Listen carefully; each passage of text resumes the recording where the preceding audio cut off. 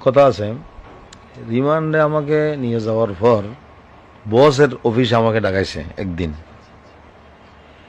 র্যাবের একজন ম্যানেজার গেছে, আরো আরো অফিসাররা গেছে। র্যাবের ম্যানেজার চেহারা দেখতে একটু লাগে ছাকমার মতো, কিন্তু সে বেশি রাগী। সে নিজেই বলছে, তারা তো প্রথম আসামি বলতো আমাকে, 2 দিন পর্যন্ত আসামি বলছে। এরপর আলহামদুলিল্লাহ হুজুর হুজুর বলা আরম্ভ করেছে। আমি আপনাকে স্টেজে টার্গেট করেছিলাম, অর্ডার ছিল ওইখানে আপনাকে গুলি করা, 2 মিনিটের ভিতরে আপনি সরে গেছেন। এখন কিন্তু স্যার চাই নেই, এখন আমি ডিএবি অফিসে আপনাকে রাখবো না, এখান থেকে আমাদের র্যাবের অফিসে নিয়ে যাব। বসের কাছে আমি অনুমতি চাই, উনি যেন আমাকে অনুমতি দেন আপনাকে র্যাবের অফিসে নিয়ে যাওয়ার জন্য। হবে কি, ওইখানে আপনার প্রথম ব্যায়াম হবে, পা উপরের দিকে কল্যাণ নিচের দিকে ঘুরাবো, এরপর আপনার দোনোটা পা লুলা করে দেবো। এটা আমাদের উপরের নির্দেশ। বস বলতেছে, বস যিনি প্রধান, একটু থামো, নির্দেশ, উপরের নির্দেশ একটু ব্যতিক্রম। তুমি যেটা বলতেছ, র্যাবকে বলতেছে উপরের নির্দেশ একটু ব্যতিক্রম। এটা বলতেছে কে? বস এটাও বলছে এই আসামি আমার কাছে থাকবে, আমি তোমাকে দেবো না, এখানে থাকবে। আল্লাহর রহমত আর কি। র্যাব নিয়ে গেলে কিন্তু অবস্থা কিরকম হতো সেটা আল্লাহ তাআলা জানে। ওখানে আমার উপর একটা প্রেশার ছিল, ওইটা কেটে গেছে। এরপর 2 জন অফিসার আমাকে এটা বলছে যে হুজুর আপনার উপর বেশি প্রেশার ছিল বামপন্থীদের, বামদের, শাহবাগীদের, কিন্তু আলহামদুলিল্লাহ এটা কেটে গেছে। এই প্রেশার হলো এটা, দুটা ফল লুলা করা আর এইভাবে ঘুরানো। তারপর থেকে অন্যান্য অফিসাররা আর কোনো সেরকম কিছু করে নাই, কিন্তু জিজ্ঞাসাবাদ করেছে, অনেক রকমের জিজ্ঞাসাবাদ। আফগানিস্তানের মোল্লা ওমরের সাথে আমার কয়েকবার বৈঠক হলো, খালেদা জিয়ার সাথে কয়েকবার বৈঠক, লেনদেনের সম্পর্ক কি, সব কিছুর জবাব দিছি আমি। তারপর তারা বলতেছে খালেদা জিয়া কিরকম, আপনি এক কাজ করেন, আপনার রিমান্ড শেষ আজকের জন্য, একটু এখান থেকে উঠার পূর্বে খালেদা জিয়াকে একটু গালি দেন, একটা শব্দ গালি দেন, তারপর চলে যান। আমি মুখটা বন্ধ করে সেখান থেকে চলে আসছি। কেন গালি দেব? গালি দেওয়ার কোনো অর্থ আছে? মুখ বন্ধ করে চলে আসছি, মুখটা বন্ধ করে চলে আসছি। রিমান্ডে 9 দিন, এরপর 22 দিন দিল রিমান্ড, জানছেন। 9 দিন রিমান্ড শেষ হওয়ার পর কোর্টে নিয়ে গেছে। কোর্টে তো আমার পক্ষে অনেক স্লোগান, আমার পক্ষে অনেক, এটা জানছেন। এরপর কোর্টে 9 দিন রিমান্ডের পর 22 দিন রিমান্ড দিছে। তখন কিন্তু আমার শরীরের অবস্থা খুব খারাপ। 22 দিনকে আবার কাটাইয়া 4 দিন করে, আল্লাহর রহমতে 9 আর 4 13 দিন রিমান্ড।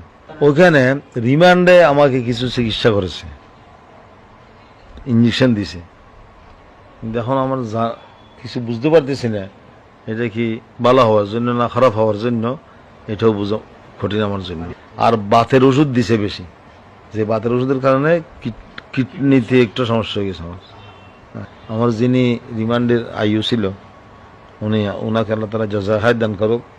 ওনার চেষ্টায়, আরো উপরের চেষ্টায়, অর্ডারে ওই 22 দিনকে 4 দিন করে আমাকে কেন্দ্রীয় ফাটা দিছে। সেখানে ছিলাম একদিন 1 রাত। ওইখানে হাড়দারির আমাদের একজন দায়িত্বশীল আছে, জাহেদ বলেছেন আপনি এখানে কেন্দ্রীয় কারাগারে কষ্ট পাবেন, আপনাকে আমি পাঠিয়ে দেব গাজীপুর, কাশিমপুর পাঠিয়ে দেব। ওইখানে জেল হাসপাতাল আছে, ওখানে আমাকে নিয়ে গেছে ওদের গাড়িতে। জেল হাসপাতালে ভর্তি করার পর একটু ভালো লাগছে, অনেক লোকজন আছে ওইখানে, দেখা করছে আমার পরিচিত, একটু চিকিৎসা আরম্ভ হয়ে গেছে। প্রাথমিক ডাক্তাররা খুব আন্তরিকতার সহিত চিকিৎসা করতেছে। হঠাৎ করে আমাকে বলা হলো, আমার সম্পর্কে বলা হলো, এই রুগী এই হাসপাতালের উপযুক্ত নয়। আরে এই আসামি এই হাসপাতালের উপযুক্ত নয়, নামান, এখন নামান। আমাকে আবার এখান থেকে নামাই দিছে। আমি আরেকটা হাসপাতালে নিয়ে গেছে, যেখানে সালাউদ্দিন কাদের চৌধুরী সহ আরো অন্যান্য ফাঁসির আসামিরাও আছে। ওইখানে 5 নম্বর রুমে আমাকে রাখছে 3 দিন। জেল হাসপাতাল থেকে ওইখানে নিয়ে গেছে, ওই জেলখানে নিয়ে গেছে যেখানে ওরা আছে। শুধু মতের সকরাতটা বাকি ছিল। এত কষ্ট পাইতেছি আমি। এরপর জেল হাসপাতালের প্রধান খুব ভালো মানুষ, উনি বোর্ড বসাইছে, পরামর্শ করে ঠিক করছে এই রোগী যদি এখানে থাকে মারা যাবে। সরকারকে জানাইছে মারা যাবে। তখন সরকার থেকে অনুমতি নিয়ে 26শে মে আমাকে রাত্রে সরকারি গাড়িতে বারডেমে পাঠিয়ে দিচ্ছে। বারডেমে যাওয়ার পর এই চিকিৎসা আস্তে আস্তে আরম্ভ হয়ে গেছে আর কি। তারা আমাকে বলছে আপনাদের ডাকে 30-40 লক্ষ 50 লক্ষ মানুষ যে কিভাবে জমাইতে হলো, কত কোটি টাকা লাগছে এখানে। আমরা বললাম আপনাদের নিয়ম আর আমাদের নিয়ম বেশ কম আছে। আমরা কাউকে এখানে আসতে বলি নাই, মিডিয়া ছেড়ে দিয়েছি এরকম একটা ইমানি আন্দোলন হবে। সমস্ত মানুষ নিজের উদ্যোগে, নিজের খরচে, নিজের গাড়ি ভাড়া নিজের, খাবার নিজের নিয়ে খরচ করে আসছে নিজের ইমানি দায়িত্ব পালন করার জন্য। আমরা কাউকে আনার জন্য গাড়ি পাঠাই নাই, কোনো উদ্যোগ নিই নি। আমরা প্রচার করেছি, মানুষ এসে গেছে। এই হিসাবে ইনশাআল্লাহ এই ইমানি আন্দোলন চলতে থাকবে। একজন বড় গোয়েন্দা সংস্থা, গোয়েন্দার অফিসের নাম বলবো না, এখানে এসে আমার কাছে জিজ্ঞাসা করতেছে আবার যদি আপনারা ডাক দেন এরকম কি সমাবেশ হবে? আমি বললাম এর চাইতে আরো ডাবল হবে। বিএনপির সাথে জামাত শিবিরের সাথে আপনাদের লেনদেনের সম্পর্ক কি? বিএনপি এবং জামাত শিবির থেকে আপনাদের লেনদেন কিরকম হয়েছে? আমি বললাম আল্লাহর কসম 5টা টাকাও তার থেকে আমি গ্রহণ করি নাই, আমরা কোনো লেনদেন করি নাই। ওদের সাথে আমাদের লেনদেন কোনো সম্পর্ক নেই, সাংগঠনিক কোনো সম্পর্ক নেই। হ্যাঁ, টাকা পয়সার ব্যবস্থা, নিজের খরচ, নিজের খাবার। যে কোনো মুসলমান ধার্মিক এই হেফাজত ইসলামের সদস্য, হেফাজত ইসলামের সাথে থাকতে পারবে।